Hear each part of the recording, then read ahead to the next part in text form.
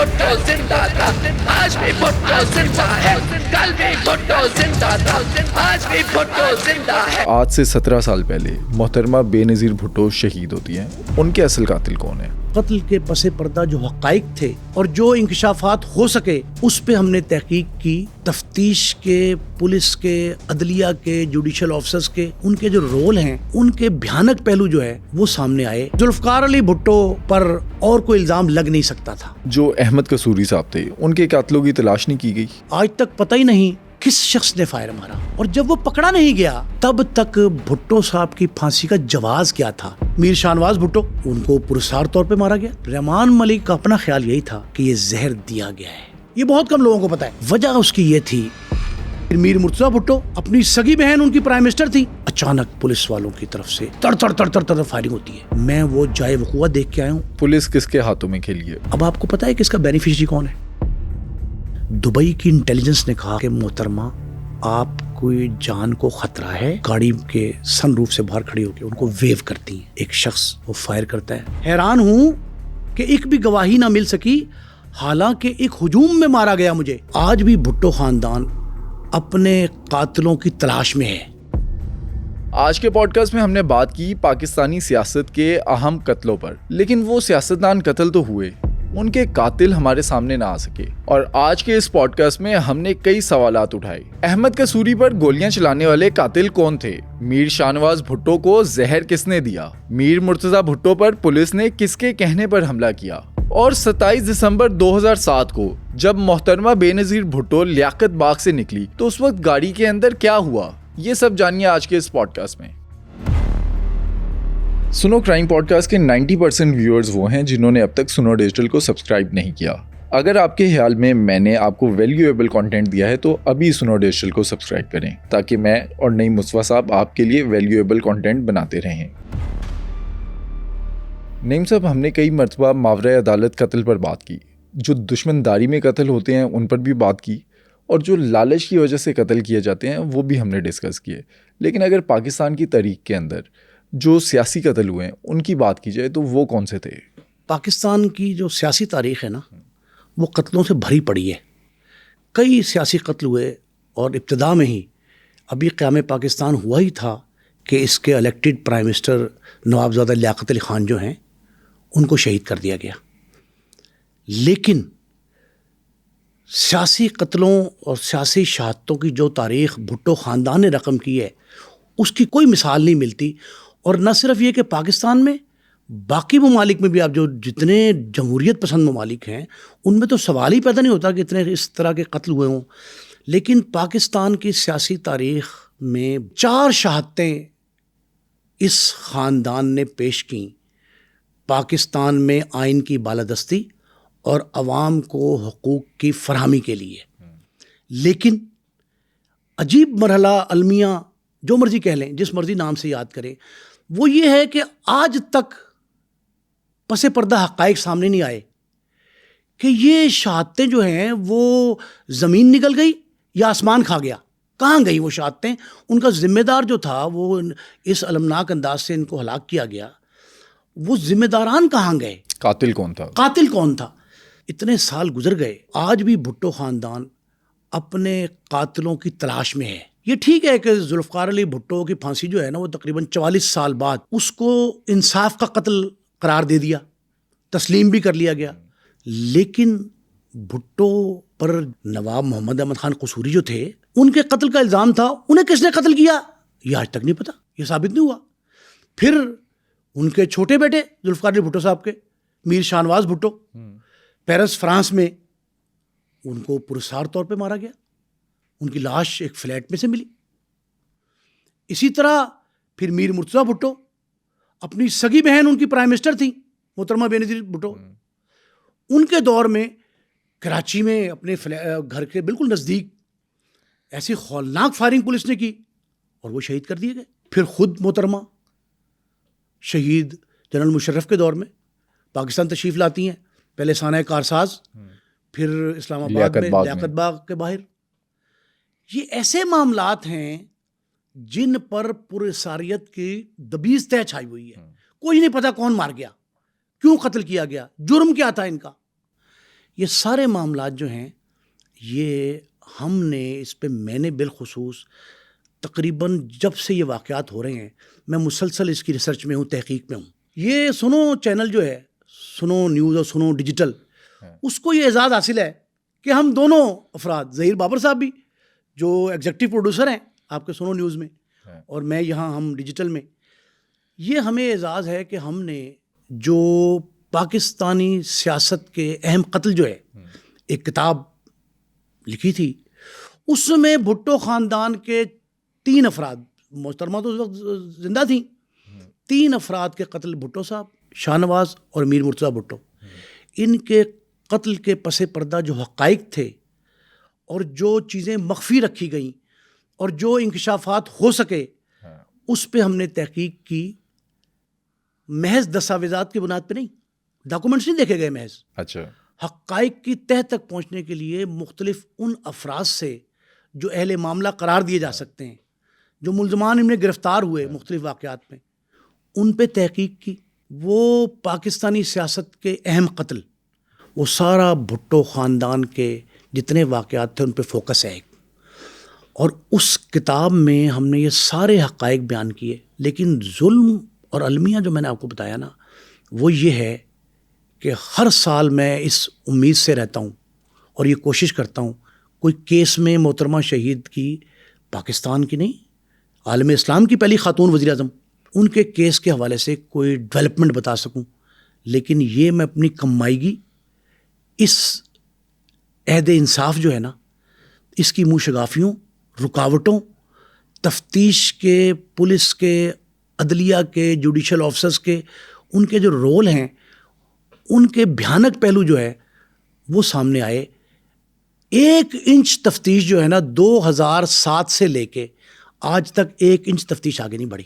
مجھے اختلاف ہے اس بات سے کہ پاکستان پیپلز پارٹی 2 ادوار میں پہلے وفاق میں حکومت میں، سندھ میں تو آئی رہی ہے، اب تیسرے دور میں اقتدار میں ہے. 3 ادوار میں انہوں نے بے نظیر شہید کا کیس یکسو نہیں کیا. لیکن آصف علی زرداری کو اور ان کے بیٹے بلاول بھٹو زرداری کو ایک کریڈٹ جاتا ہے کہ انہوں نے ذوالفقار علی بھٹو کو شہید تسلیم کروا لیا. اچھا، اگر ان کی شہادت کی بات کی جائے تو ان کی شہادت کے پیچھے کون سے حقائق ہیں؟ آپ صرف یہ کیس جو سپریم کورٹ میں زیر سماعت رہا، جس میں 4 سے 5 بار پیش ہوئے بلاول بھٹو زرداری، تیسری نسل بھٹو صاحب کی، اس میں جو باتیں ہوشربا انکشاف انگیز ہوئیں، ان میں ایک بات ڈیٹیل صرف ایسے ہی ہلکے سے 2 الفاظ میں کہ ذوالفقار علی بھٹو پر اور کوئی الزام لگ نہیں سکتا تھا. سیاسی تاریخ کا واحد باب ہے جس میں اصل ملزم کا آج تک نہیں پتا کہ قصوری صاحب کو فائر کس نے مارا.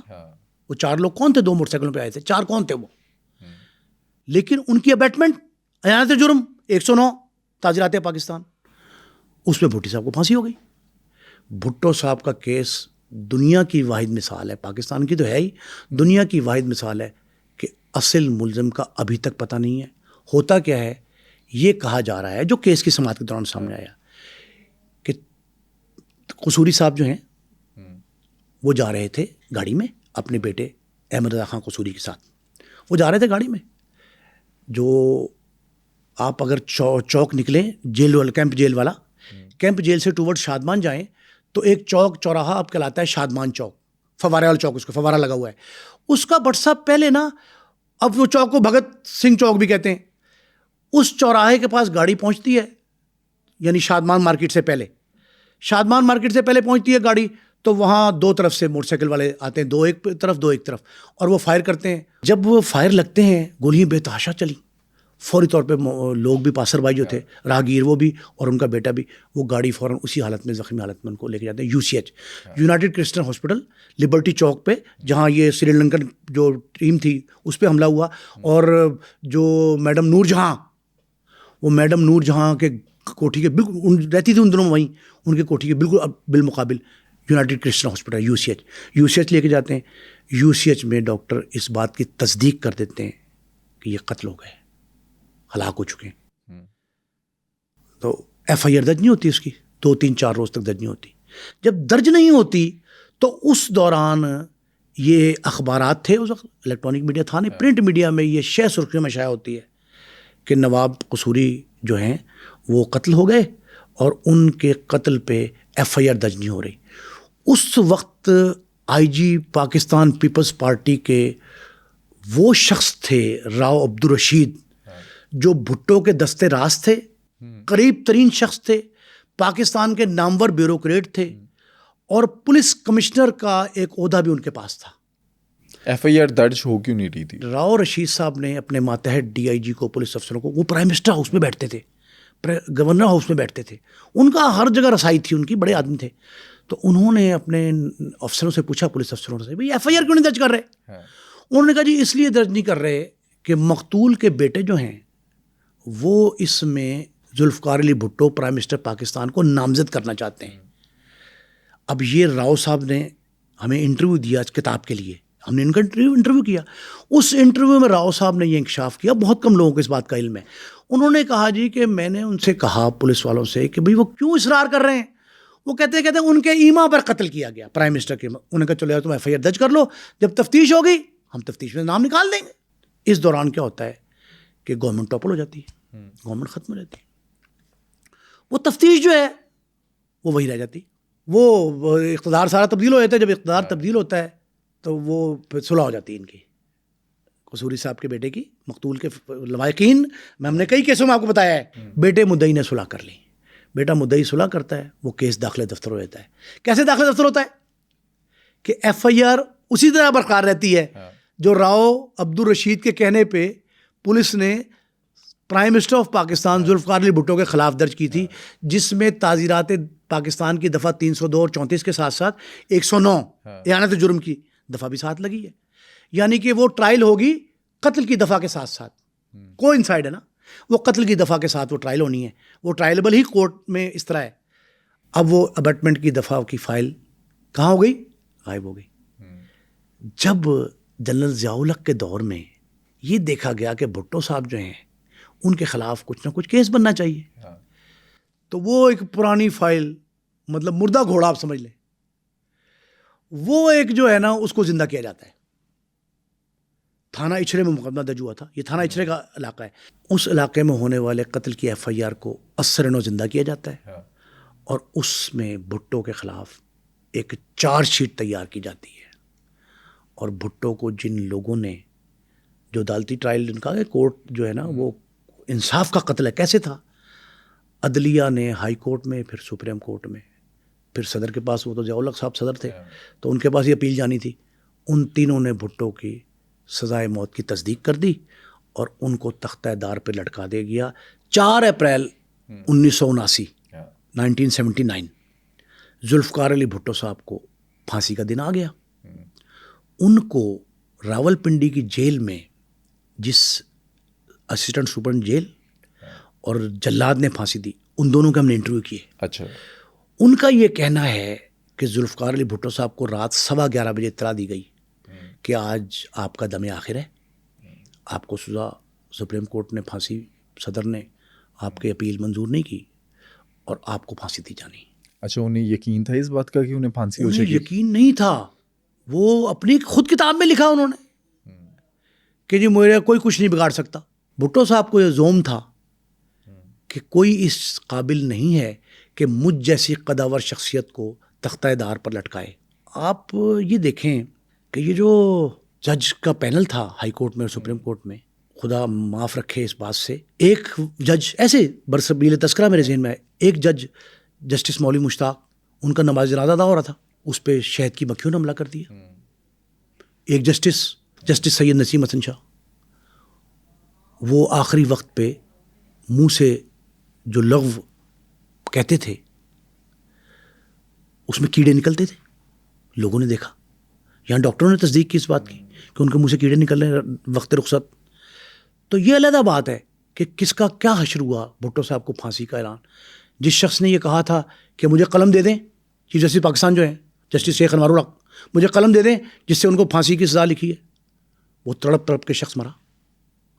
یہ ساری باتیں جو ہے نا تاریخ کا حصہ ہیں. لیکن بھٹو صاحب کے بارے میں جو اس وقت اسسٹنٹ سپرنٹ جیل تھا پنڈی جیل کا، عبد المجید قریشی اور تارا مسیح جلاد، ان دونوں نے ہمیں دوران انٹرویو یہ بتایا کہ ہم نارملی مجرم جو سزائے موت کے ہوتے ہیں انہیں تختہ دار تک پکڑ کے لے جاتے ہیں، بڑی مشکل سے اٹھا کے بعض اوقات گود میں لے جایا جاتا ہے، لیکن ذوالفقار علی بھٹو صاحب کو جب جگا کے رات 11:15 11:30 بجے بتایا گیا کہ صبح آپ کا دم آخر ہے اور آپ کو وہاں جانا ہے پھانسی کے پھندے پہ، تو انہوں نے انتظار کیا، اخبار پڑھے، دو اخبار پڑھے، یہ وہ کہتے ہیں اس وقت روشنی جلائی، 2 اخبار پڑھے، B کلاس جیل تھی، 2 سابق پرائم منسٹر تھے پاکستان کے، 2 اخبار پڑھنے کے بعد انہوں نے یہ جملے ضرور کہے، اور وہ کہتے ہیں بڑبڑانے کے انداز میں کہے، ہم نے اٹھایا سوتے سے تو بڑبڑانے کے انداز میں کہے، مجھے کوئی نہیں مار سکتا، کون میری جان لے سکتا ہے، غصے میں تھے، کہتے پھر اٹھے، لیٹے ہوئے تھے، اٹھے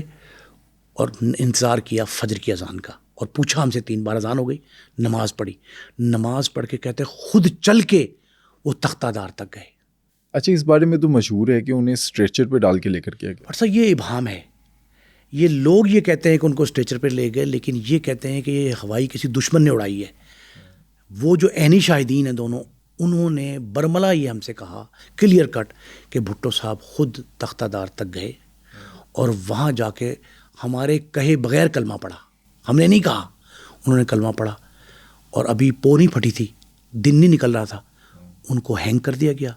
مجسٹریٹ موجود تھا، ڈاکٹر موجود تھا جیل کا، جیل کے سپرنٹ تھے، جیل کے عملے کے 18-20 افراد تھے جنہوں نے نماز بھی پڑھی بعد میں، اور بھٹو صاحب کو پھانسی پہ لٹکا دیا، شہید کر دیا گیا، شہید۔ اب 44 سال تک تاریخ یہ تسلیم کرنے پہ تیار نہیں تھی کہ بھٹو اس ملک کا، اس پاکستانی قوم کا بہت بڑا محسن ہے، لبریٹر ہے۔ اب یہ جو ورڈکٹ آیا سپریم کورٹ کا، واضح بھٹو صاحب کی جو پھانسی تھی اس کو غلط قرار دیا، جوڈیشل ایکٹیویزم اصل میں یہ ہے۔ تو جب یہ فیصلہ آیا تو اس کے بعد پاکستان پیپلز پارٹی یہ چاہتی تھی کہ جتنے کردار اس میں ملوث تھے، ججز تھے، سیاسی لوگ تھے، حکمران تھے، ان سب کو علامتی پھانسی دی جائے۔ ان کے خلاف آرٹیکل 6 آئین کا، آرٹیکل 6 اس میں غداری، بغاوت، مجرمانہ سازش مجرمانہ، اس کے تحت ان کے خلاف کارروائی کر کے ان کو سزائیں دی جائیں علامتی۔ اچھا، اس کیس میں جو احمد قصوری صاحب تھے ان کے قاتلوں کی تلاش نہیں کی گئی؟ سب سے بڑا ظلم تو یہی ہے کہ ابیٹمنٹ کے ملزم کو راتوں رات مجرم قرار۔ دیکھیں، جب ان کو اس پرانی 1.5 سال پرانی FIR تھی، اس میں نکالا گیا اور بھٹو صاحب کو وہاں سے لا کے، بھٹو صاحب کو گھر سے لیا گیا اور لا کے مری کے ریسٹ ہاؤس میں حراست میں قید میں رکھ دیا گیا، اور وہاں اس دوران ان پر ٹرائل کرایا گیا۔ ان پہ ملنے سے اجازت نہیں تھی، بچے مل نہیں سکتے تھے، اور اس میں ٹرائل بھی سپیڈی ٹرائل تھا، اور سپیڈی ٹرائل میں ان کو پھانسی کی سزا دے دی۔ ابھی تک وہ قاتل تو پکڑا ہی نہیں گیا۔ بھائی یہ تو پتہ لگے مارا کس نے۔ دیکھیں بٹ صاحب، ضابطۂ فوجداری اور CRPC اور PPC، پینل کوڈ اور کرمنل پروسیجر کوڈ، دونوں میں 109 کی تعریف یہ ہے کہ ملزم، مین مرکزی ملزم مجرم ہو جائے، ثابت ہو جائے، اور وہ یہ کہے کہ میں نے یہ سنا، یہ کہا، فلاں نے مجھے ایسے بتایا، یہ کڑیاں ملائی جاتی ہیں، تو یہ ثابت ہوتا ہے کہ شریک جرم کون تھا، اعانت جرم کس نے کی۔ 109 اوبیٹمنٹ جو ہے وہ کسی پہ ثابت ہوتی ہے، اس کا تو مرکزی ملزم ہی گرفتار نہیں ہوا آج تک پتہ ہی نہیں کہ احمد رضا قصوری صاحب جو مدعی تھے اس FIR کے، ان کے والد مرحوم کو کس شخص نے فائر مارا، اور جب وہ پکڑا نہیں گیا، سازش مجرمانہ ڈسکلوز نہیں ہوئی، تب تک بھٹو صاحب کی پھانسی کا جواز کیا تھا۔ اسی لیے اس کو پولیٹیکل مرڈر کہتے ہیں، اس کو جوڈیشل مرڈر کہتے ہیں، اس کو عدالت انصاف کا قتل کہتے ہیں۔ اچھا، اس کے بعد اگر بات کریں پھر میر شاہ نواز بھٹو کے قتل کی، ان کے پیچھے کیا حقائق ہیں؟ ان کا قتل کس نے کیا؟ بٹ صاحب، میر شاہ نواز بھٹو ذوالفقار علی بھٹو شہید کے چھوٹے بیٹے تھے۔ جب بھٹو کو پھانسی ہوئی تو دونوں بھائی میر مرتضیٰ بھٹو اور میر شاہ نواز یہاں سے چلے جاتے ہیں افغانستان۔ افغانستان میں وہ شادی کر لیتے ہیں۔ میر صاحب جو بڑے تھے، ان کی بیوہ کا نام ہے فوزیہ، اور ان کا مجھے شاہ نواز کی بیگم کا نام نہیں یاد رہا۔ ضیاء الحق کے قریبی ساتھی تھے ضیاء ناصری، یہ ان کی بیٹی تھی. ان دنوں میں باتیں پھیلتی ہیں کہ دونوں بھائی مل کے ایک تنظیم بنا رہے ہیں، اس کا نام ہے الذوالفقار. اس کو بعض اوقات دہشت گرد تنظیم کہا گیا، بعض اوقات سیاسی وہ کہا گیا، عسکری تنظیم. آپ یہ سمجھ، وہ کہتے ہیں انتہا پسند تنظیم تھی. کراچی میں بھٹو لیگیسی کے خلاف بھی گفتگو ہو رہی تھی ان دنوں میں، اور وہی لوگ یہ الذوالفقار کی باتیں پھیلا رہے تھے. یہ وہاں جاتے ہیں اور وہاں یہ تربیت حاصل کرتے ہیں مبینہ طور پہ، دونوں بھائی عسکریت کی. ان کو ٹریننگ ملتی ہے. یہ وہ دور تھا جب وہاں چپے چپے پہ ٹریننگ ہاؤسز بنے ہوئے تھے، جہاں کہتے یہ ہیں کہ دہشت گردی کی، انتہا پسندی کی تربیت دی جاتی ہے. لیکن یہ حقائق تھوڑے سے متنازع ہیں اس حوالے سے تاریخ میں، اور تاریخ نے تسلیم بھی کیا ہے. یہ نہیں ہے کہ جی یک طرفہ کاروائی چلتی، تاریخ نے تسلیم کیا جی واقعتاً یہ دونوں بھائی وہاں گئے اور وہاں انہوں نے تربیت حاصل کی. یہ تربیت حاصل کر کے واپس آتے ہیں پاکستان. ان کی بھٹو صاحب کی بیوہ نصرت بھٹو ایرانی نژاد خاتون تھی، بڑی قداور تھی، پڑھی لکھی خاتون تھی. مادر جمہوریت کہتے ہیں. جمہوریت کی بحالی میں جو مادر جمہوریت کا کردار ہے، وہ پاکستان کی تخلیق میں مادر ملت کا کردار بھی وہی ہے. مادر ملت محترمہ فاطمہ جناح اور مادر جمہوریت محترمہ نصرت بھٹو. یہ سیاسی خواتین دونوں، ان کا پاکستان کے قیام اور پاکستان کے استحکام میں جو رول ہے وہ کسی سے پوشیدہ نہیں. یہ بھی ساتھ آ جاتی ہیں. یہ پہلی دفعہ پاکستان آتے ہیں بھٹو کی شہادت کے بعد، پھانسی دی گئی اس کے بعد آتے ہیں، یہاں بھی آتے ہیں. یہاں سے یہ لوگ دونوں جاتے ہیں پیرس، فرانس چلے جاتے ہیں. میر مرتضیٰ بھٹو اور میر شاہ نواز اپنی بیگمات سمیت شادی کے بعد پاکستان آتے ہیں، وہاں سے وہاں چلے جاتے ہیں. وہاں جاتے ہیں تو وہاں ان کے یہاں اولاد ہوتی ہے. اس کی سالگرہ کی تقریب رکھی جاتی ہے، تو اپنی والدہ کو، نصرت بھٹو کو، بے نظیر کو، سب کو وہاں بلا لیتے ہیں. یہ کینز میں تقریب منعقد ہوتی ہے.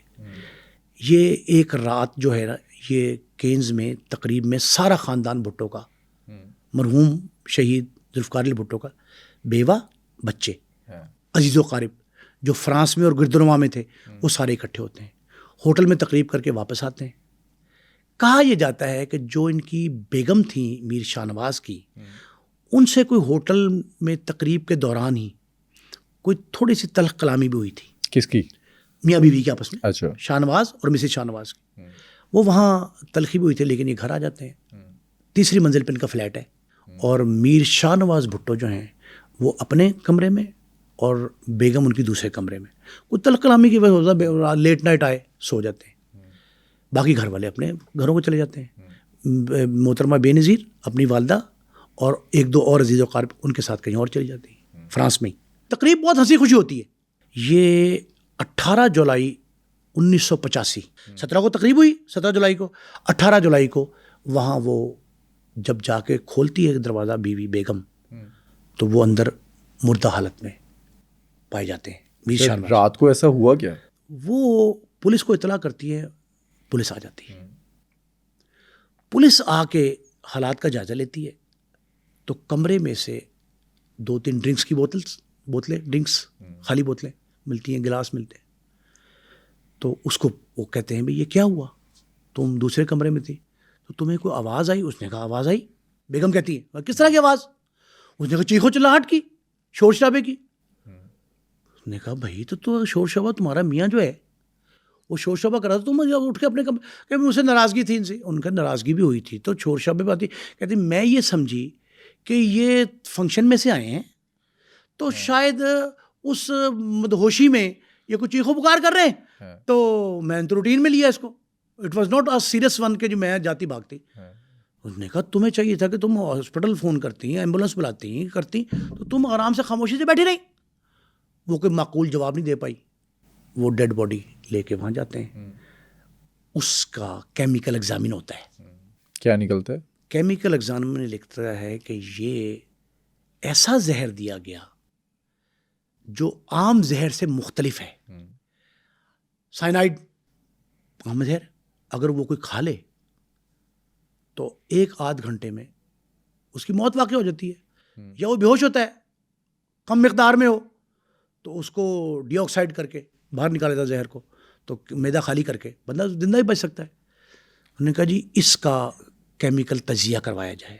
وہ اس میں سے نکالتے ہیں اس کے, اور معدے کے اجزاء جو ہیں وہ بھیجتے ہیں باہر ملک سے 3-4 مختلف لیبارٹریز میں. وہاں سے یہ آتا ہے, رپورٹ آتی ہے کہ اور اس کے یہ الفاظ ہیں, وہ رپورٹ میرے پاس محفوظ ہے. کیمیکل ایگزامینر بہت بڑے پیتھولوجسٹ تھے اس وقت کے, وہ ڈاکٹر صاحب نے لکھا کہ یہ وہ زہر ہے جو عرب ممالک کی ایک ایسی خفیہ ایجنسی جو انتہا پسندی کے حوالے سے اعتبار سے مشہور و معروف ہے عالمی سطح کی, یہ اس کے زیر استعمال ہے یہ زہر. اچھا, تو ان کے پاس آیا کیسے؟ ان کے پاس ایسے آیا, وہ یہ کہتے ہیں کہ جب یہ دونوں بھائی افغانستان میں زیر تربیت تھے, شادیاں جہاں انہوں نے کی, وہاں انہوں نے تربیت لی الذوالفقار کے. یہ بات تصدیق ہوئی ہے بعد میں, اور رحمان ملک صاحب نے کی ہے ہمارے اس موجودگی میں, مرحوم خدا مغفرت کرے ان کی, وزیر داخلہ تھے, بہت قریب تھے بھٹو خاندان کے. انہوں نے تصدیق کی کہ یہ زہر اس عربی ایجنسی نے جن کو ان کو تربیت دے رہی تھی, اس نے ان کو یہ زہر دیا تھا کہ تم جب اپنے سیکرٹ ایکٹس کر رہے ہوگے اور اگر کسی کے قابو آ جاؤ, کوئی ادارہ آپ کو پکڑ لے, تو اس کے بجائے کہ آپ سارا کا سارا اگل دو کہ کیا معاملہ ہے, انکشاف انگیز گفتگو کر دو, اس سے بہتر ہے کہ یہ زہر پھانک لینا اور اپنے آپ کو, اپنی زندگی کو ختم کر لینا. لیکن اس ایجنسی نے ان کو وہ حوالے کرتے وقت زہر یہ نہیں بتایا تھا کہ اس کی موت نہایت خطرناک ہوتی ہے, دردناک ہوتی ہے. وہاں یہ پتہ لگا کہ شاہ نواز بھٹو کی چیخو پکار سے وہ ان کی بیوی جو تھی, وہ تو ساتھ والے کمرے میں, فلیٹ کے دوسرے کمرے میں, وہ تو بے ہوش رہی اور اس پہ توجہ نہ دی. لیکن ہمسائے فلیٹس تو اکٹھے ساتھ ساتھ ہوتے ہیں, ہمسائے یہ کہتے ہیں کہ ہمیں چیخو پکار کی آواز آئی, تو ہم سمجھے کہ وہاں روٹین میں ہے کہ لوگ جو ہے اوور ڈرنک ہو جاتے ہیں تو اس طرح کی بات کرتے ہیں. تو انہوں نے کہا ہو سکتا ہے کہ اس طرح کو معاملہ ہو, تو ہم نے کوئی توجہ نہیں دی, لیکن چیخو پکار کی آواز دور دور تک سنی گئی. تو جو دم آخر تکلیف دہ مرحلے سے شاہ نواز بھٹو گزرے, وہ خدا کسی دشمن کو بھی نہ دکھائے, اتنی دردناک موت تھی. اس حوالے سے 2-3 باتیں بڑی اہم ہیں اور بڑی انکشاف انگیز ہیں. کون سی؟ جب شاہ نواز بھٹو کی ہلاکت ہوتی ہے تو اس پہ مختلف ایجنسیاں یہ ساری تحقیقات کرتی ہیں, تفتیش کرتی ہیں. اس میں سوائے اس کے کہ پاکستان کے اداروں کو, افغانستان کے اداروں کو, کچھ امریکنز کو, عربک وہ جو خطہ ہے, ان کے اداروں کو مورد الزام ٹھہرانے کے علاوہ اس تفتیش میں کچھ نہیں ہوا, کچھ نہیں پتہ لگا کہ کیوں مارا گیا. لیکن ایک جملہ لکھا انہوں نے اپنی تحقیقات میں, ایک پریلیمنری انکوائری کہتے ہیں, ابتدائی تحقیقات, اس میں یہ جملہ لکھا کہ شاہ نواز کی موت کو اس کے خاندان کے سیاسی پس منظر میں دیکھا جائے. اچھا, زہر تو ان کے پاس خود تھا, تو یہ زہر کیا کسی جاننے والے نے کھلایا یا انہوں نے خود کھایا تھا؟ ہوتا کیا ہے کہ اس دوران بے نظیر بھٹو کی حکومت آ جاتی. اس حکومت میں وزیر کون بنتا ہے؟ رحمان ملک وزیر داخلہ بنتے ہیں. اور اس وقت کیا تھے وہ؟ FIA کے سربراہ, ڈائریکٹر جنرل, سربراہ. ان کے ماتحت تھے ایک احمد ریاض شیخ صاحب, بڑے تفتیشی افسر تھے یہ لوگ ایک تفتیشی ٹیم تشکیل دیتے ہیں بے نظیر کی سربراہی میں. فرانس جا کے وہاں کے حالات کا جائزہ لے گی اور اس معاملے کی تحقیقات کرے گی کہ شاہ نواز موت کے مسافر کیسے بنے. یہ ٹیم وہاں جاتی ہے, ہیڈڈ بائی رحمان ملک. 200 صفحات کی رپورٹیں تیار ہوتی ہیں. وہ رپورٹ کی 2 کاپیاں تیار کر کے وہاں سے لے آتے ہیں. وہ لکیلی ان میں سے ایک میرے پاس ہے. کیسے؟ وہ ایک بعد میں وہ بڑا متنازع بنا کہ جی ایک چوری ہوگی, بڑی اخبارات کی زینت بنی. وہ ایک میرے پاس ہے. سچ میں چوری ہوئی تھی یا گفٹ کی تھی آپ کو؟ چوری نہیں ہوئی تھی, مجھے میرے سورس نے وہ کاپی دی تھی. اچھا. لیکن مجھے یہ پتہ نہیں تھا کہ یہ اوریجنل کاپی ہے. میں اس خیال میں تھا کہ اس شخص نے مجھے کاپی, اس وقت فوٹو کاپی ہوتی تھی نا, یہ واٹس ایپ وغیرہ نہیں تھا.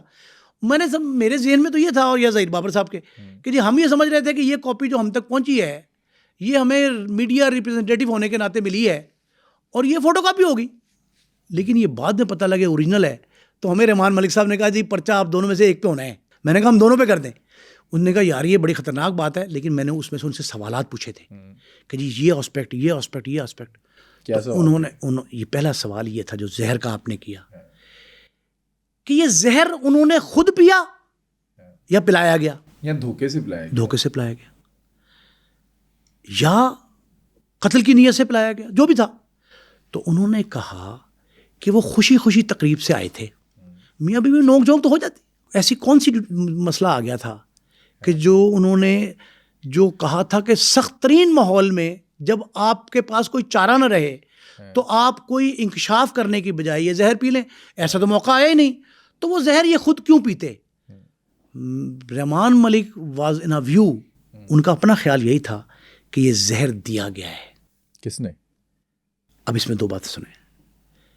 وہاں مقامی پولیس اور پاکستان کی ایف آئی اے کی ٹیم جو بہت بعد 1.5 سال بعد گئی ہے، یہ خاموش ہے تفتیش تحقیق ان کی کہ زہر دینے کے لیے کوئی تیسرا شخص وہاں آیا تھا، یا غالب امکان جو ظاہر کیا جا رہا ہے کہ بیوی کو استعمال کیا گیا تھا، ضیاء ناصری کی بچی کو استعمال کیا گیا تھا کہ وہ شاہ نواز کو راہ سے ہٹائے. آپ یہ دیکھیں ضیاء الحق کے دور میں نا، وہ یہ کہتے ہیں کہ سابق صدر کے دور میں یہ تانا بانا بنا جانا کوئی مشکل مرحلہ نہیں تھا کہ فرانس میں رابطہ کر کے دیکھیں. اس دور میں غیر ملکی ایجنسیوں کی پاکستان میں مداخلت پوشیدہ نہیں ہے کسی سے، اور یہ کیس ان کے لیے بہت اہمیت کا حامل ہے کہ کسی نے یہ دیکھیں. ہم نے کئی کیسوں میں کہا کہ خواتین کو استعمال کیا گیا، ان کے مردوں کو اس بعض اوقات دوست گرل فرینڈس اہلیہ استعمال کی گئی ہو تو عین ممکن ہے، اور غالب امکان کہا گیا ہے.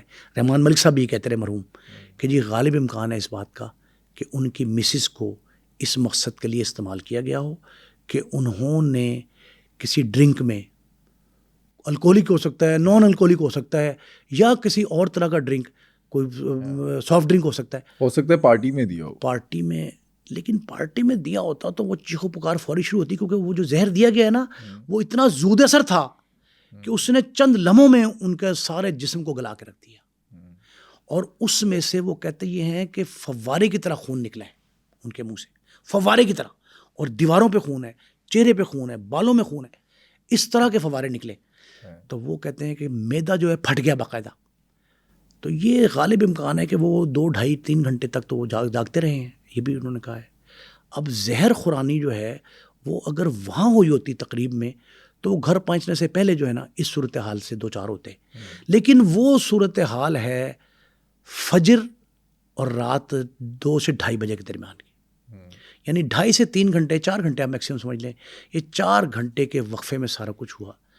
تو رحمان صاحب مرحوم کا بھی یہ خیال تھا، اور ہم نے بھی جو تحقیق کی اس کے مطابق یہ معاملہ ریسرچ بیسڈ کیمیکل ایگزامنر کے رپورٹ کے مطابق یہ معاملہ فلیٹ میں ہی ہوا، لیکن بیوی کو استعمال کیا گیا، تیسرا شخص آیا.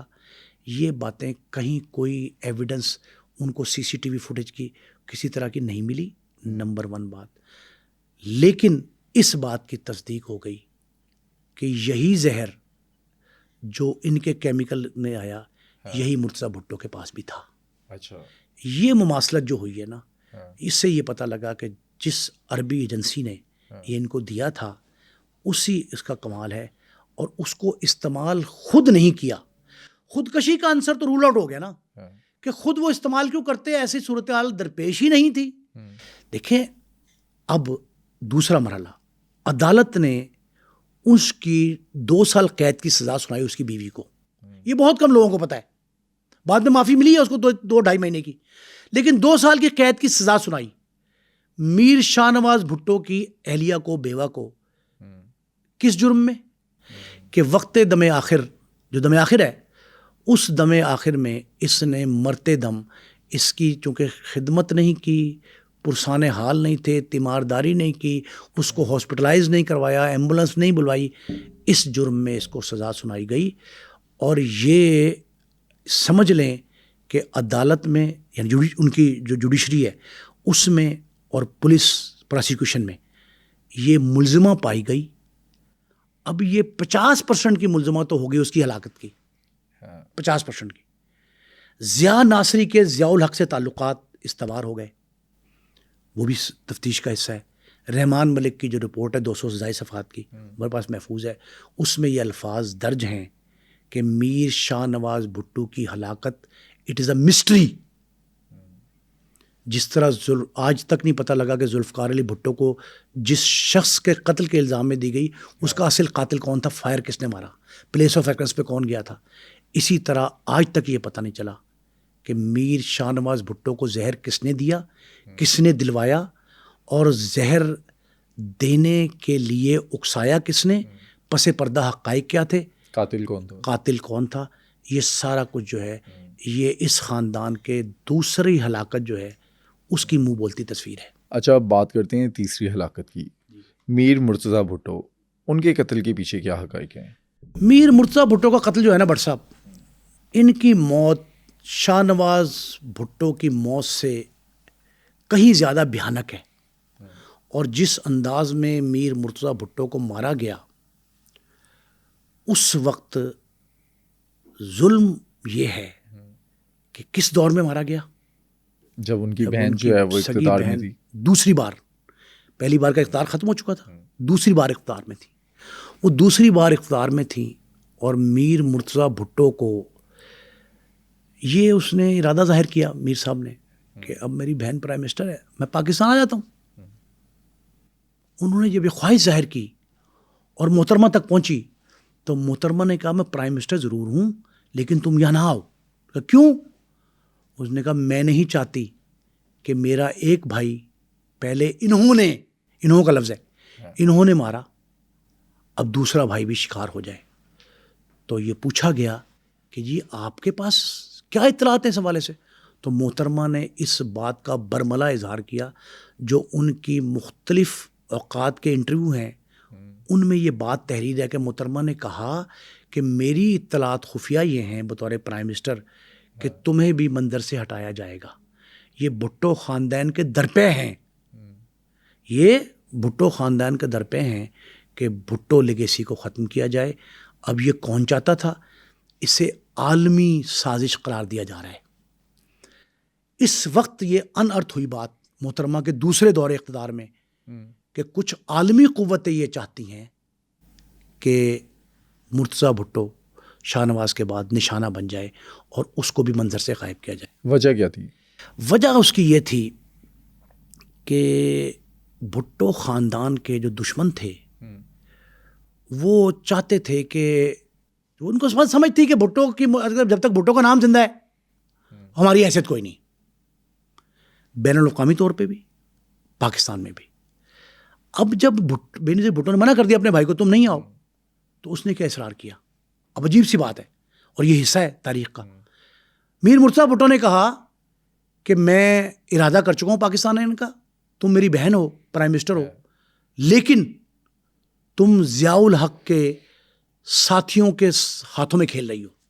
اچھا، اس نے الزام لگایا کہ آپ کے ارد گرد جو لوگ ہیں وہ میرے باپ کے قاتلوں کے ساتھی ہیں، ان کے پروردہ ہیں، ان کے جانشین ہیں۔ ایک لفظ استعمال ہوا، اس دور کے اخبارات کی زینت بنا اور 4 سے 5 سال چلتا رہا۔ آئی وٹنس اکاؤنٹ دے رہا ہوں، وہ تھا باقیات ضیاء الحق۔ اچھا، کہا گیا کہ محترمہ بے نظیر بھٹو باقیات ضیاء الحق کے ہاتھ میں کھیل رہی ہیں۔ یہ کون کہہ رہا ہے؟ ان کا سگا بھائی میر مرتضیٰ یہ الزام لگا رہا ہے اپنی بہن پہ کہ وہ کس پہ کھیل رہی ہیں، وہ ضیاء الحق کے ساتھیوں کے اشاروں پہ چل رہی ہیں۔ وہ محترمہ کی اپنے بہن کی بات مانے بغیر وہ پاکستان واپس آ جاتے ہیں اور پاکستان آ کے سیاست میں حصہ لینے کا اعلان کرتے ہیں، اور کیا کہتے ہیں کہ میں اپنی جماعت بناؤں گا جس کا نام کیا ہوگا؟ پاکستان پیپلز پارٹی شہید بھٹو گروپ، PPP SB شہید بھٹو۔ وہ جب پاکستان آ کے سیاست اناؤنس کرتے ہیں تو ان کی والدہ مادر جمہوریت نصرت بھٹو یہ اعلان کرتی ہیں کہ میں اپنے بیٹے کی انتخابی مہم چلاؤں گی کراچی سے۔ 2 حلقوں سے میر مرتضیٰ بھٹو فارم امیدوار بنتے ہیں اور انتخابی فارم جمع کروا دیتے ہیں۔ محترمہ نصرت بھٹو گلی گلی کوچا کوچا گھر گھر جا کے کمپین کرتی ہیں اپنے بیٹے کی، اور بھٹو کی شہادت کا ووٹ مانگتی ہیں کہ یہ شہید بھٹو کی وراثت ہے, مرتضیٰ بھٹو بڑا بیٹا ہے اور اس کو ووٹ دو. کس جماعت کے پلیٹ فارم پہ؟ شہید بھٹو گروپ, پیپلز پارٹی شہید بھٹو گروپ. ایک حلقے سے وہ کامیاب ہو جاتے ہیں, ایک حلقے سے کامیاب ہو دوسرے سے ہار جاتے ہیں. اس دوران ایک بہت بڑی مخالفت خود پیپلز پارٹی کے اندر سے مرتضیٰ بھٹو کی میدان میں آتی ہے. جس طرح نصرت بھٹو میدان میں آتی ہے اپنے بیٹے کے لیے, اس طرح ان کے مخالفین میدان میں آتے ہیں بیٹے کو شکست دوچار کرنے کے لیے. کون تھے وہ؟ وہ لوگ تھے پیپلز پارٹی کے بھی, ایم کیو ایم کے بھی, جماعت اسلامی کے بھی. اور اس وقت وہ جماعتیں جو اردو سپیکنگ کی نمائندہ جماعتیں تھیں, پختون جماعتیں تھیں, سب اکٹھی ہو گئیں اگینسٹ دی مرتضیٰ بھٹو. مرتضیٰ بھٹو جیت کی خوشی میں ایک ریلی نکالتے ہیں, قافلہ جا رہا ہوتا ہے واپس. اس دوران مقدمے بھی درج ہوتے ہیں مرتضیٰ بھٹو پہ, کئی مقدمات درج ہو رہتے ہیں, جھوٹے سچے ایسے ہی, کسی نے حملہ کیا, کسی نے. ان کے 8 ساتھی مارے جاتے ہیں اس دوران. اچھا, ویسے ان کی بہن اقتدار میں, اس کے ہوتے ہوئے ان پہ مقدمات ہو رہے ہیں. بس یہی ڈائلما تھا اور یہی کہا گیا. تاریخ نے بعد میں اوراق جو بہت زیادہ سیاہ ہوئے ہیں نا, وہ اسی پہ ہوئے ہیں. ان میں تاریخ میں یہ لکھا ہے, کراچی کی تاریخ میں, کہ میر مرتضیٰ بھٹو ان کے ساتھیوں کے خلاف ان کی بہن کے دور میں نہ صرف مقدمات درج ہوئے, 8 افراد ایسے تھے جو ان کے اقربا میں تھے, انہیں جعلی پولیس مقابلوں میں مخالفین کے ہاتھوں مروا دیا گیا. میر مرتضیٰ بھٹو اپنے ساتھیوں کی ہلاکت پہ, جدائی پہ, مقدمات جھوٹے اندراج ہو رہے تھے, ان کے خلاف تھانے جا رہے ہیں, کچہری جا رہے ہیں, ہر روز احتجاج کرتے دکھائی دیتے تھے. تو لوگوں نے یہ کہا کہ کچھ طاقتیں ایسی ہیں جو یہ چاہتی ہیں کہ ان کے خلاف ایسا لاوا پکایا جائے, ایسا جو ہے نا پنجابی میں کہتے ہیں بھانبڑ, طوفان کھڑا کریں کہ وہی لوگ جو بھٹو خاندان کے افراد کو پس پردہ دھکیل رہے تھے, اسی طرح وہ لوگ ایکٹیو ہو گئے کہ ان کی سیاست کو ختم کیا جائے. تو اس وقت میر مرتضیٰ بھٹو ایک ریلی احتجاج کے بعد واپس قافلہ ان کا جا رہا تھا, تو گھر سے کچھ قدم کے فاصلے پہ وہاں جا کے اچانک پولیس والوں کی طرف سے تڑ فائرنگ ہوتی ہے. میں وہ جائے وقوع دیکھ کے آیا ہوں, آئی وٹنس اکاؤنٹ ہے. اس جگہ پہ فائرنگ ہوتی ہے جہاں لیفٹ سائڈ پہ ایک ڈی آئی جی تھے ڈاکٹر شعیب سڈل, ان کی رہائش گاہ تھی. جمعے کا دن تھا, چھٹی تھی, عام تعطیل ہوتی ہے, قومی تعطیل, جمعہ آف ڈے ہوتا تھا اس دور میں.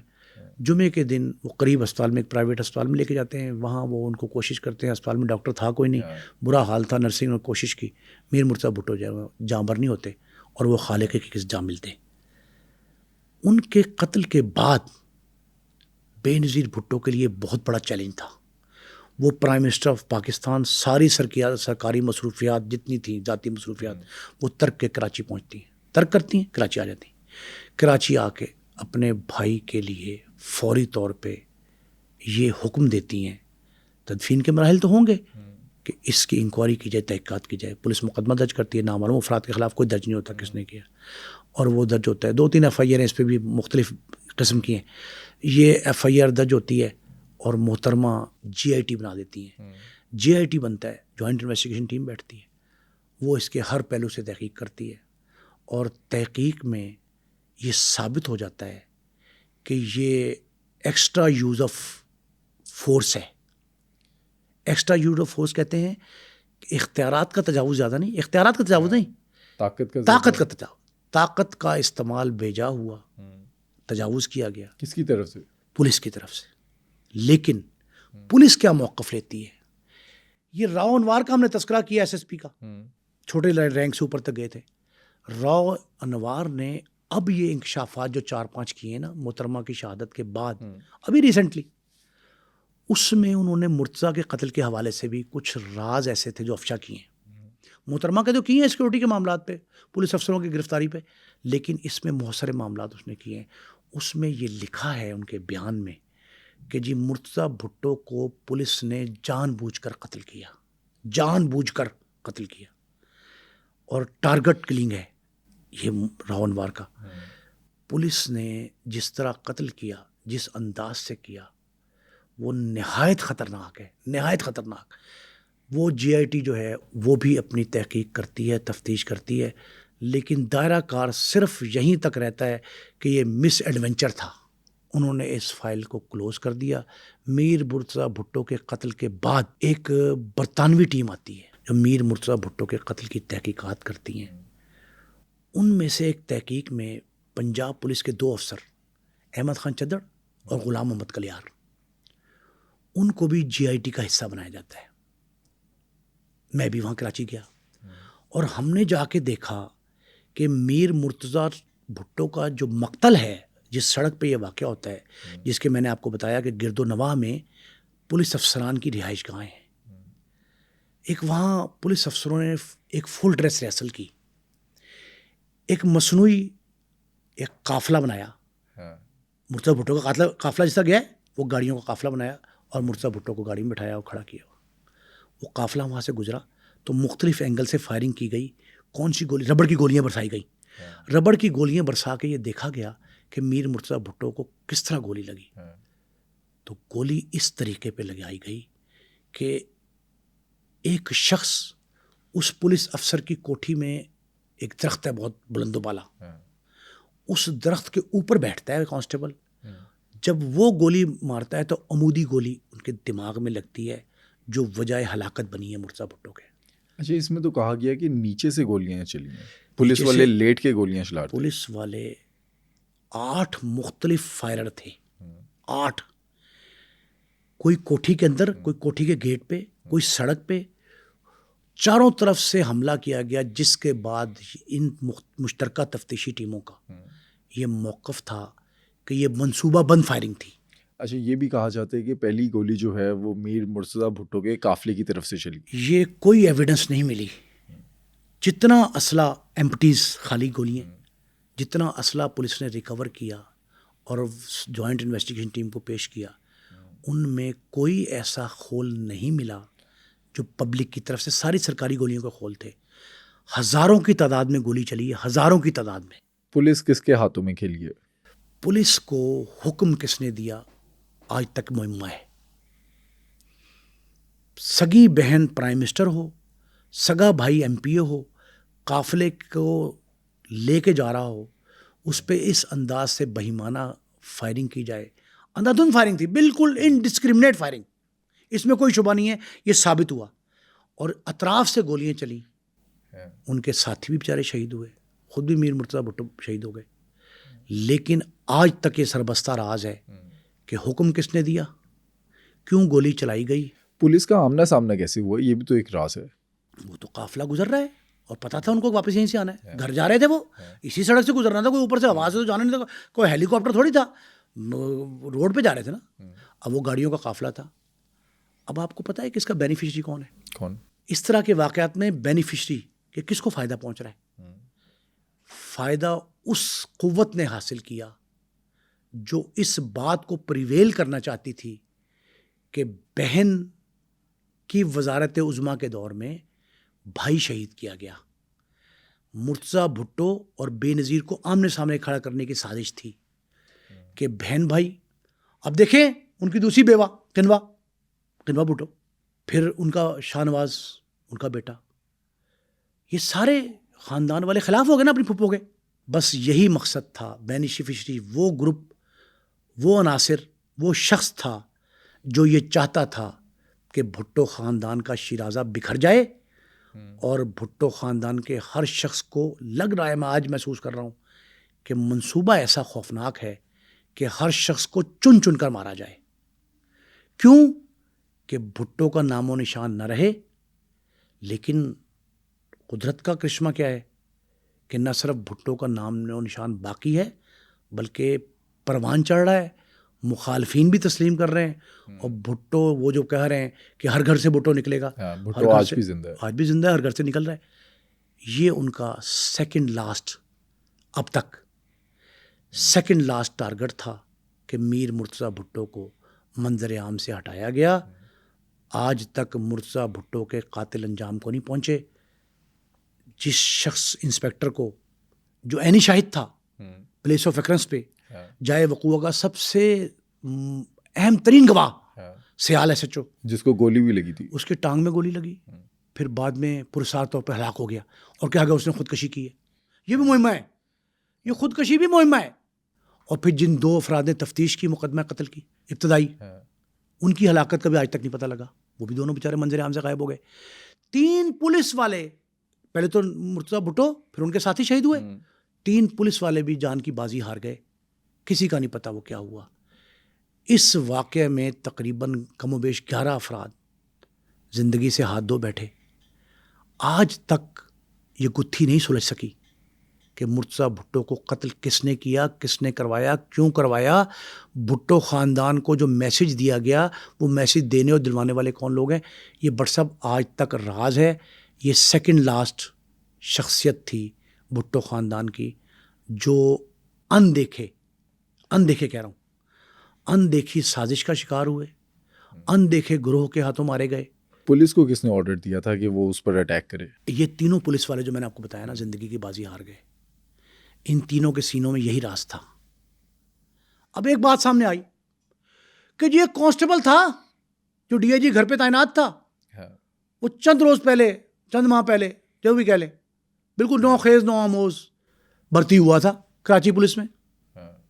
لیکن جو تحقیقات میری آنکھوں کے سامنے ہوئیں, جو نوجوان ڈاکٹر شعیب سیٹل کی کوٹھی کا گارڈ تھا جس نے فائرنگ کی ہے, وہ کم از کم 16 سال سے پولیس میں تھا. اور DIG کی کوٹھی پہ کوئی فرسٹ ہینڈ بندہ جو اس کو مہینہ نہ گزرا ہو وہ تعینات کرنا, کوئی احمق ایسا کام کرے گا نا. وہ SP ایڈمنسٹریشن جو تھا, میں نے اس سے بات کی تھی, میں نے ان سے کہا جی کیا ہوا, اس نے کہا یہ جھوٹ ہے, بے بنیاد ہے, پرانا کانسٹیبل تھا, ہم نے اس کو حراست میں لیا ہے. لیکن اس کے بعد اس کا کیا بنا؟ عدالتیں بھی خاموش ہیں, پولیس کی کارروائی بھی خاموش ہے. آج تک نہیں پتہ لگا کہ کس کے حکم پر گولی چلائی گئی, اور یہ ثابت نہیں ہو پا رہا کہ چلتا ہوا جو قافلہ ہے اس میں سے کون احمق گولی چلائے گا پولیس والے پہ. اور پولیس والوں نے کیا, انہوں نے کہا روکا ہی نہیں, قافلہ تو جا ہی رہا ہے. وہ جسٹ پاسر بائز تھے, اور پاسر بائی کو جو ہے نا اچانک فائرنگ کی گئی. اور یہ قافلے کے باقی جو زخمی تھے اور جو اس میں شریک تھے, ان سے میری گفتگو بہت ڈیٹیل 2-2.5 گھنٹے ہوئی ہے, میں وہاں رہا. ان کا یہ کہنا تھا کہ ہمیں تو غیر متوقع طور پہ فائرنگ آئی ہے, ہم تو تیار ہی نہیں تھے, اور نہ ہمارے پاس کوئی اسلحہ تھا, ہم کیوں فائر کرتے پولیس والوں پہ. ایک دوسرا وہ کہتے ہیں کہ ہم میں سے ہی ہیں پولیس والے, تو ہم کیوں نشانہ بنائیں گے ان کو, ہمیں کون سی انہوں نے رکاوٹ پیدا کی ہے. یہ تو اطراف سے فائرنگ ایک دم آئی ہے, ہمارے لیے غیر متوقع تھی, اور ہم پہ گولیاں برسائی گئی, اور ہم گر گئے, کچھ زخمی ہو گئے, کچھ اچھا بہت سے لوگوں نے دوڑ کے جان بچائی. اور فائرنگ جو ہے نا بعد میں بھی ہوتی رہی. قافلے میں سے یہ جو حالات ان کے تھے بیچارے کے, مرتضیٰ بھٹو وغیرہ کے اور ان کے ساتھیوں کے, جو باقی لوگ تھے ان میں افراتفری تھی. وہ کہتے ہیں وہ تو بار بار تک ہمارے پیچھے آ کے فائرنگ کرتے رہے پولیس والے, بھاگتے لوگوں پہ گولیاں برسائی گئیں. جو کھڑا ہو, جو امن و امان میں خرابی پیدا کر رہا ہو, خلل کر رہا ہو, وہ تو اور بات ہے. لیکن جو چلے گئے تھے, جائے وقوع سے دور چلے گئے, ان پہ گولیاں برسائی گئیں. تو یہ بٹ صاحب آج تک مہمہ حل نہیں ہو سکا, جس طرح شاہ نواز کا حل نہیں ہوا, جس طرح یہ پتہ نہیں لگا کہ کون تھا مجرم اصل جس نے ذوالفقار علی بھٹو پہ جو الزام لگا تھا وہ قصوری صاحب پہ گولی چلائی تھی. اسی طرح کا وہ بھی سربستہ راز ہے. اس کے بعد پھر ہم دیکھتے ہیں کہ آج سے 17 سال پہلے محترمہ بے نظیر بھٹو شہید ہوتی ہیں. ان کے اصل قاتل کون ہیں؟ باپ اور 2 بھائیوں کی جدائی کے بعد محترمہ کو شہید کیا گیا. 3 کا صدمہ انہوں نے برداشت کیا, اپنے ساتھیوں کو بھی برداشت کیا. یہ پرویز مشرف کا دور تھا. محترمہ کہتے یہی ہیں کہ پرویز مشرف سے ڈیل کر کے آئی تھی. وہ کراچی آئیں, کارساز کے مقام سے گزر رہی تھیں, خود کا حملہ ہو گیا, فائرنگ ہوئی, دھماکہ ہوا. اطراف سے یہ ایسا خوفناک پلان تھا سانحہ کارساز کہ اس میں محترمہ کو جس انداز سے ٹارگٹ کیا جانا تھا کہ اگر بلاسٹ کریں افراتفری مچے گی, لوگ بھاگیں گے, فائرنگ کر دیں گے, بھاگتے میں مریں گے. محترمہ کو ٹارگٹ کرنا آسان ہوگا, پھر خود کا حملہ آور ٹکرائے گا ان کو. مطلب پلاننگ 4 سو تھی کہ کہیں سے بچ کر نہ جائیں. لیکن مارنے والے سے بچانے والا زیادہ مضبوط ہے, تو خدا نے ان کو محفوظ رکھا. محترمہ سانحہ کارساز میں بچ نکلی. اچھا, ان کے پاکستان آنے سے پہلے بھی ان کو رپورٹس تو تھی انٹیلیجنس کی کہ ان کی جان کو خطرہ ہے, اس کے باوجود وہ پاکستان آئی. بٹ صاحب محترمہ جو ہے نا شہید، ان کو امریکہ نے کہا تھا کہ وہ پاکستان نہ جائیں. جب وہ آ رہی تھیں واپس تو راستے میں اسٹے تھا، اسٹاپ اوور تھا. دبئی کی انٹیلیجنس نے کہا، خفیہ 3 ادارے تھے، انہوں نے کہا کہ محترمہ آپ کوئی جان کو خطرہ ہے، حالات سازگار نہیں ہیں. محترمہ نے اس کا تذکرہ 2 جگہ پہ کیا. پہلے انہوں نے ایک خط لکھا جنرل پرویز مشرف کو، خط لکھا موجود ہے. خط میں یہ لکھا کہ میری جان کو خطرہ ہے، 3 افراد میری لیے مشکل کریٹ کر سکتے ہیں. نمبر 1 اس وقت کے وزیر اعلیٰ پنجاب چودھری پرویز الہی، اس وقت کے سیکرٹری داخلہ پنجاب بریگیڈیئر اعجاز شاہ، سابق بریگیڈیئر تھے اعجاز شاہ. تیسرا انہوں نے کہا کہ مجھے خطرہ ہے پولیس کے ساتھ ساتھ ان طالبان کی قوتوں سے جو میرے مخالف ہیں. ایک یہاں خط لکھا، ایک فون کیا اپنے دوست کو. ان کے دوست تھے امریکن مارک سیگل، امریکن جرنلسٹ، بڑے نامور، 3 کتابوں کے مصنف ہیں. میری ڈائریکٹ ان سے بات بھی ہوئی ہے، بڑی ڈیٹیل گفتگو ہوئی مارک سیگل سے. مارک سیگل کو فون کیا، ایک ٹیلی گرام بھیجا، ایک میسج، ایک فون مارک سیگل کو. پھر انہوں نے رحمان ملک کو اپنی سیکیورٹی کا انچارج بنایا، میجر ریٹائرڈ امتیاز اور رحمان ملک کو. نمبر 1 رحمان ملک کیونکہ وہ منسلک تھے اداروں سے، اور نمبر 2 میجر امتیاز، ان کو انچارج بنایا اور ان سے کہا کہ جی تمام تر خطرات کے باوجود میں پاکستان آ رہی ہوں، میرا وطن ہے، میرے باپ کو یہاں پھانسی دی گئی، میرے جتنے افراد تعلق دار جتنے ہیں ان پہ عرصہ حیات تنگ کیا گیا، اس کے باوجود میں پاکستان آنے سے نہیں رک سکتی. وہ پاکستان آتی ہیں. پاکستان جب وہ آتی ہیں تو ان کو کراچی میں سانحہ کارساز میں نے آپ کو بتا دیا، پنڈی میں خطاب کرنا تھا لیاقت باغ میں، کارکنوں کا ایک جمع غفیر تھا، ہم نے دیکھا اپنی آنکھوں سے. اس میں وہ جاتی ہیں، خطاب کر کے واپس نکلتی ہیں. خطاب اسی مقام پہ کیا جہاں نوابزادہ لیاقت علی خان نے خطاب کیا تھا، اور سٹیج وہی ہے، اور جہاں وہ سید اکبر کی گولی کا نشانہ بنے تھے. پر سب یہ وہاں خطاب کر کے باہر نکلتی ہیں، اپنی گاڑی میں بیٹھتی ہیں. گاڑی میں بیٹھ کے یہ باہر نکلتی ہیں تو ہزاروں کی تعداد میں لوگ باغ سے باہر، یعنی جو پارک ہے باغ، اس سے باہر موجود ہوتے ہیں. تو گاڑی کے سن روف سے باہر کھڑی ہو کے ان کو ویو کرتی ہیں. جب ویو کر رہی ہوتی ہیں تو ان کے رائٹ سائڈ سے دانے ہاتھ سے ایک شخص، اس کی ٹی وی فوٹیج ہے اس کی، وہ فائر کرتا ہے.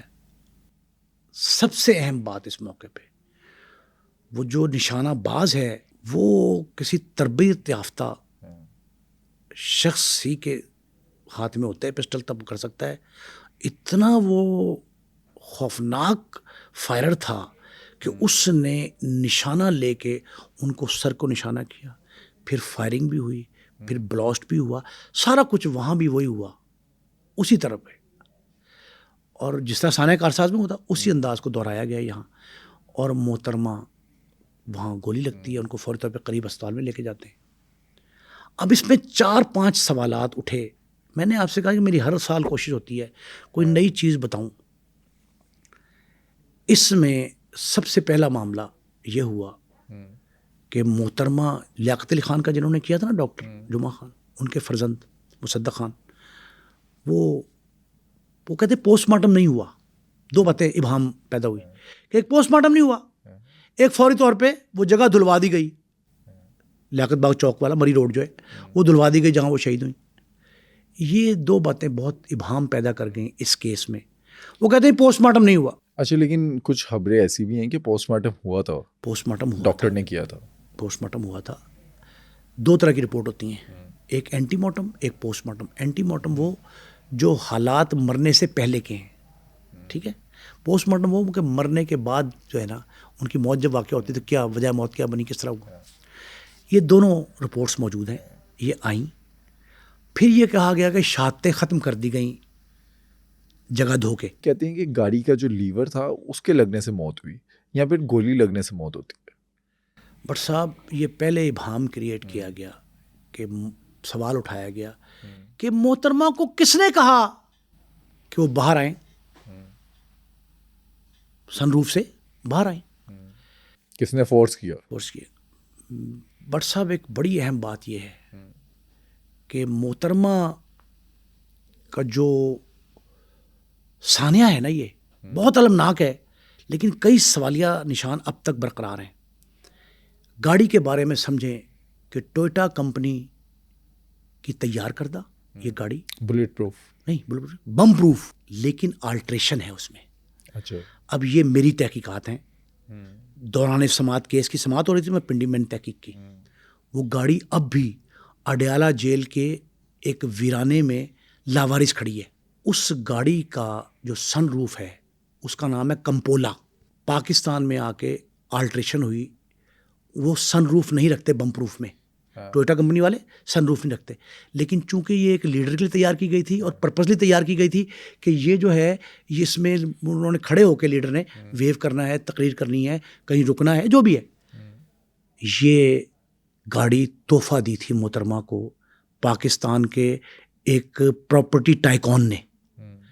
کمپولا میں ایک جو اینگل آئرن ہوتا ہے، اینگل آئرن وہ، اور چار لیور اندر سے باہر سے نہیں، چار لیور اور ایک، میں نے بڑے غور سے دیکھا سارا. لیکن جس ماہر سے میں نے یہ پوچھا کہ کیا یہ محترمہ چار لیور لگے کھول سکتی ہیں، انہوں نے کہا گاڑی کے اندر سے اسے کم از کم 2 یا اس سے زائد افراد پورے طرح کھولیں گے تب کھلے گا.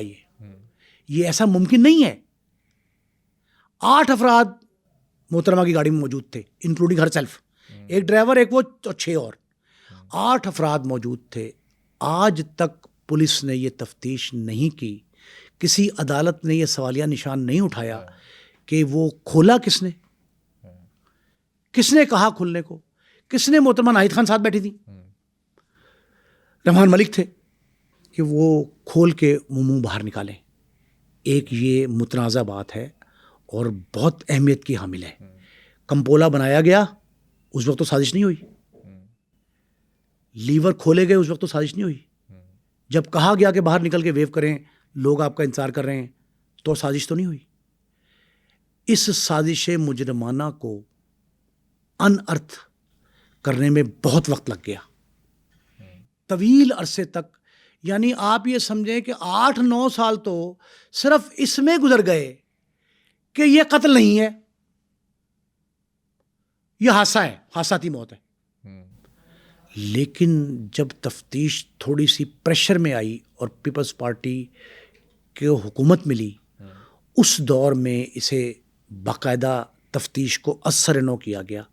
نئی درخواستیں پنڈی ہائی کورٹ کو موصول ہوئیں، اس میں نئی FIR کے اندراج کی درخواست کی گئی، تب اس میں سرگرمی آئی. لیکن افسوسناک بات یہ ہے کہ سرگرمی صرف دسمبر کے ماہ میں آتی ہے، جب محترمہ کی برسی آنے لگتی ہے پیپلز پارٹی ایک دم ایکٹیو ہوتی ہے اور اقتدار میں تیسری بار اقتدار ملا ہے. آج تک میں بہت ذمہ داری سے بات کہہ رہا ہوں، آج تک محترمہ کے قتل، کوئی مقدمہ قتل جو ہے اس کو یکسو نہیں کیا گیا. کسی منطقی نتیجے پہ نہیں ہم پہنچ سکے جس طرح باقی قتلوں میں نہیں پہنچے. ایک بات. دوسری اہم بات کہ عجیب طرح کا معاملہ ہے کہ وہ یہ محض الزام لگایا گیا کہ محترمہ کو بیت اللہ محسود کے گروپ نے مارا ہے. اچھا، بعد میں تو ان کا بیان بھی آتا ہے کہ ہم عورتوں پر حملہ نہیں کرتے، لیکن اس کے ساتھ بھی ایک بیان آیا. 2 باتیں بڑی اہم ہیں اور ناظرین کے لیے بڑی جو ہے نا خبریت سے بھرپور ہے. پہلی بات تو یہ کہ محترمہ کے خلاف 2 وجوہات کے بنا پہ عسکریت پسندوں نے اعلان جنگ کیا تھا. کس بات؟ نمبر 1 کہ محترمہ نے اقتدار میں آنے سے پہلے امریکہ کو یقین دہانی کرائی تھی کہ میں طالبانائزیشن کو ختم کر دوں گی. نمبر 1 اہم بات ہے، بہت اہم. دوسرا، محترمہ نے بیان دیا تھا 2 مرتبہ طالبان کے خلاف، وہ اس کا بدلہ لینا چاہتے تھے. تو انہوں نے، اب ہمارے اداروں نے جو تفتیش کی تحقیق کی، انہوں نے کہا جی کہ بیت اللہ محسود نے محترمہ نے کہا نا کہ میں آ رہی ہوں, تو بیت اللہ محسود کا جوابی ایک بیان چھپا کہ جی ہم آپ کا انتظار کر رہے ہیں. تفتیش میں یہ بات ثابت ہوئی کہ محترمہ جو ہیں ان کو بیت اللہ محسود کے جن 6 لوگوں نے مارا ان میں سے 2 کے بارے میں کہا گیا کہ وہ ڈی آئی خان میں, اب دیکھیں نا کتنی عجیب طرح کا المیہ ہے یہ, کہ ڈی آئی خان میں ایک پولیس چیک پوسٹ پہ 2 کو مار دیا گیا. ان کا 2 تھے, رفاقت اور اس کا ایک ساتھی, وہ دونوں جو ہیں وہ عدالت سے رہا ہو گئے. 4 ان کا 2 جو ہیں وہ فرار ہو گئے, ان کے والد پیش ہوئے عدالت میں, ان کی جگہ پہ انہوں نے کہا جی وہ تو افغانستان میں. یہ 6 افراد گنا دیے گئے. لیکن جب شور مچاتی ہے پیپلز پارٹی اپنے دوسرے اقتدار میں آ کے, تو یہ زرداری صاحب صدر بنتے ہیں, تو یہ کہا جاتا ہے کہ اس مقدمے کی تفتیش اثر نو ہوگی اور اقوام متحدہ کی ایک پارٹی جو ہے وہ آ کے اس سلسلے میں تفتیش کرے گی اور ہر ایک کون بورڈ لے گی.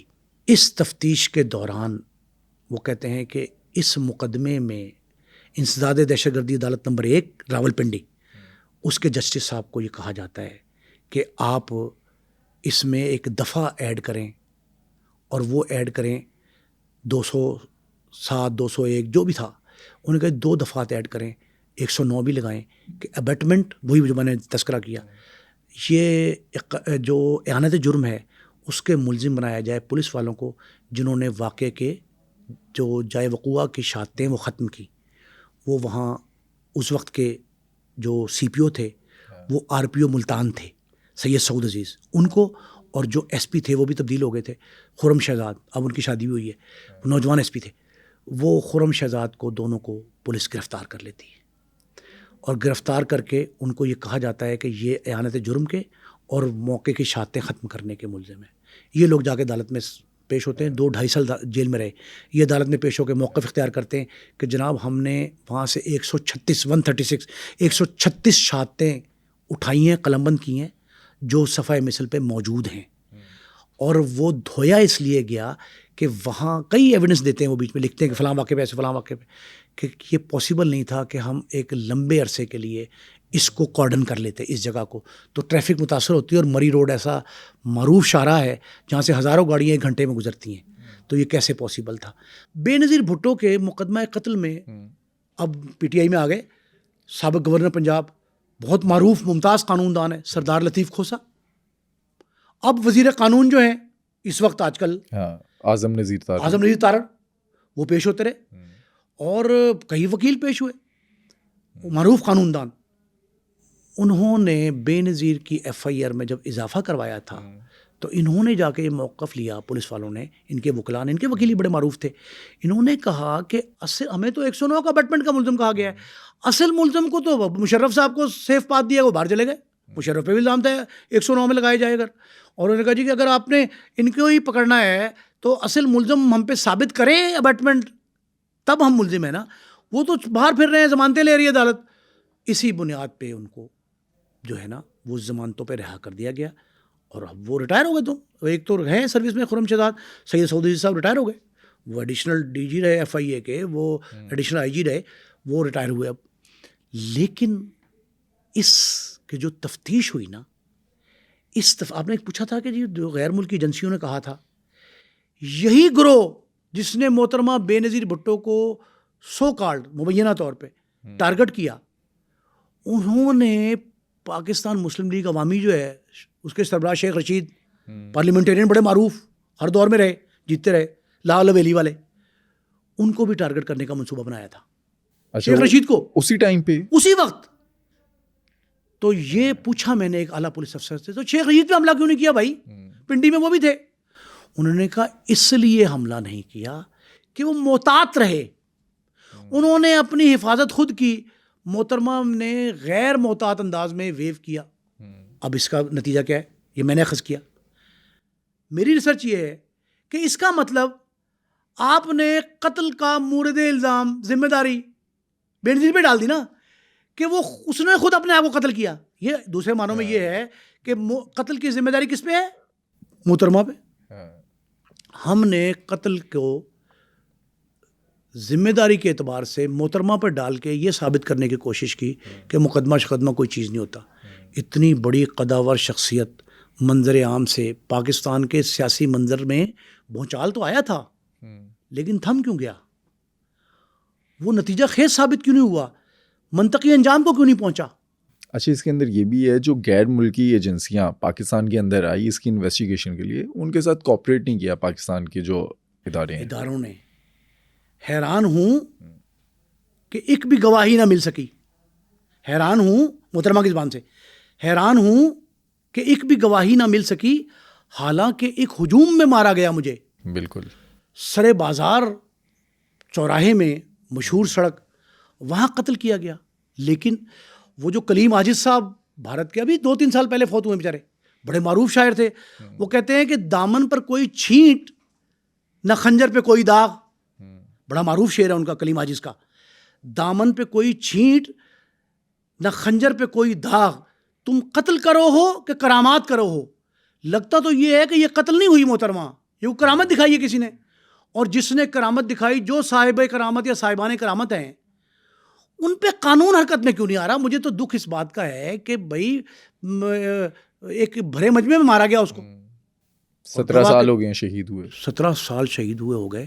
آج جب 27 دسمبر 2024 کو ہم ان کی 17ویں برسی منا رہے ہیں تو کس قدر المیہ افسوسناک ہے کہ بھٹو خاندان کا آخری چشم و چراغ، بھٹو خاندان تو ختم ہو گیا نا، اب تو لیگیسی زرداری صاحب کی ماشاءاللہ آ رہی۔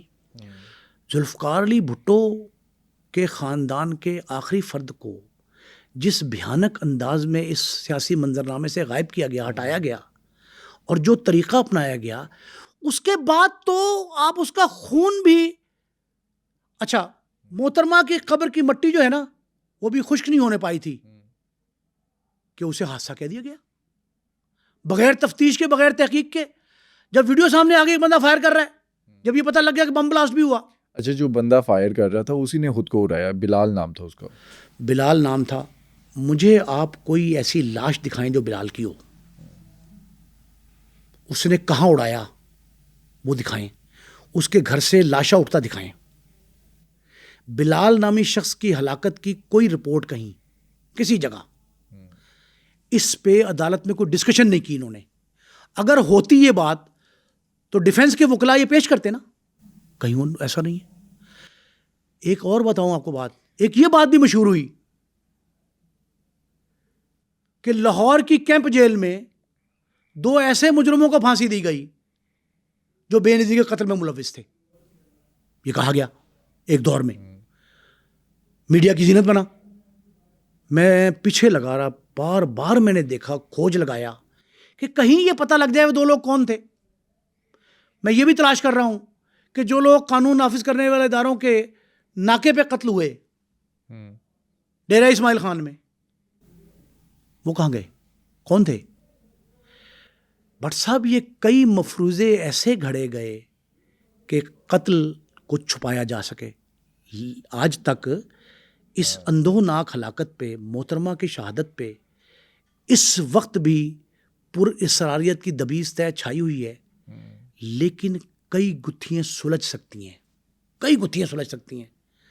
تھوڑی سی محنت کی جائے، غیر جانبدارانہ تفتیش کروائی جائے۔ محترمہ کا قتل کوئی نعوذ باللہ کوئی مرغی ذبح کی گئی تھی؟ آپ اتنی بڑی قداور شخصیت کے قتل کو اتنا لائٹلی لے رہے ہیں۔ کئی ایسے انکشاف ہوئے ہیں جن سے پردہ اٹھانا اس لیے ضروری ہے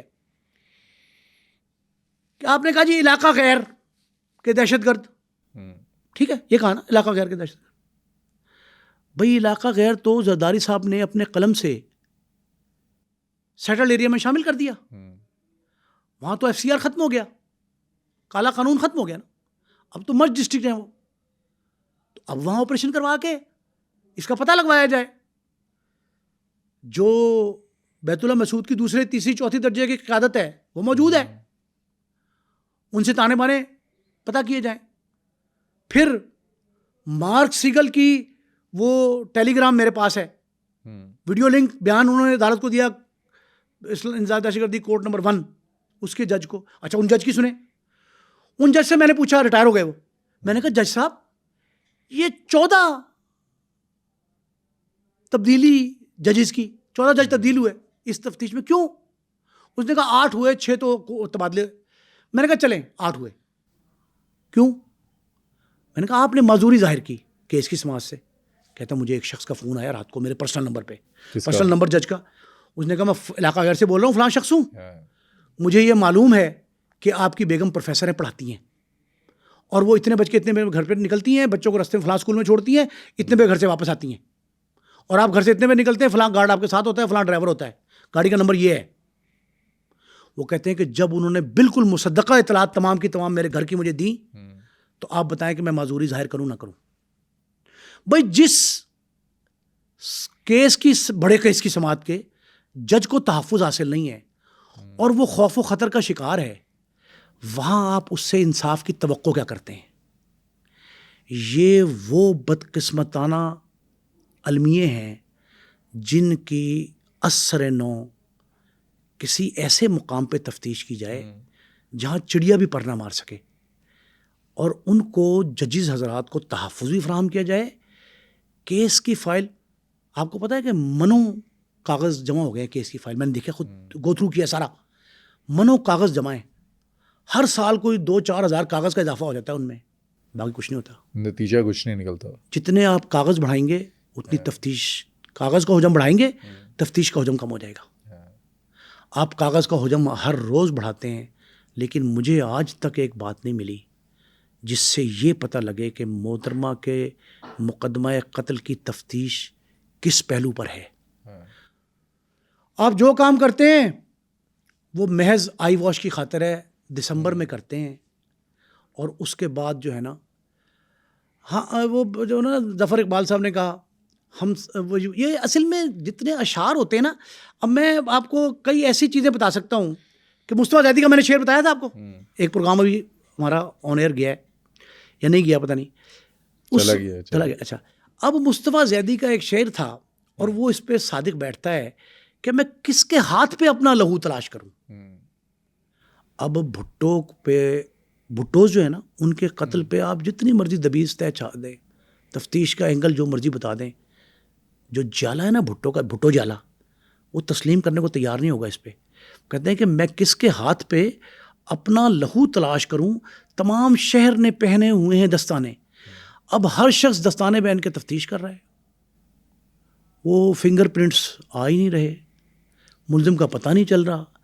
ایسی صورتحال میں ہمیں کچھ نہ کچھ ایسا ضرور کرنا چاہیے کہ بھٹوز کے قتل کے, پھانسی کے تمام واقعات کو یکجا کر کے اور ان کی اثر نو تفتیش تحقیقات ایسے افسروں سے کرائی جائے وہ جو سیاست سے بالا طاق ہوں, مفاد سے بالا طاق ہوں, کسی قسم کے جبر سے استبداد سے دور ہوں, مبرہ ہوں, اور سب سے بڑھ کے یہ کہ ان کا کسی قسم کا کوئی سیاسی تعلق نہ ہو, کسی کے ساتھ بریکٹ نہ ہو, کسی سے مرعوب نہ ہوں. پھر وہ جو رزلٹ دیں اس کے مطابق ایک بار ضرور جو ہے نا وہ سبق بنایا جائے, لیسن ہونا چاہیے سب کے لیے کہ آئندہ کوئی ذوالفقار علی بھٹو پھانسی نہ چڑھے, میر مرتضیٰ بھٹو, میر شاہنواز بھٹو, بے نظیر بھٹو قتل نہ کی جائیں, اور ان کی شہادتیں, اچھا جن لوگوں نے دانستہ شہادت چھپائی وہ بھی قصوروار قرار دیے جائیں, تب پاکستان میں سیاسی قتلوں کی تاریخ کے آگے بند باندھا جا سکے گا. آج کے اس پوڈ کاسٹ میں ہم نے بھٹو خاندان کے قتلوں پر تو بات کی, لیکن ان کے قاتلوں کو کس کی سرپرستی حاصل ہے جو آج تک وہ سامنے نہ آ سکے؟ ہمیں کامنٹ سیکشن میں بتائیں.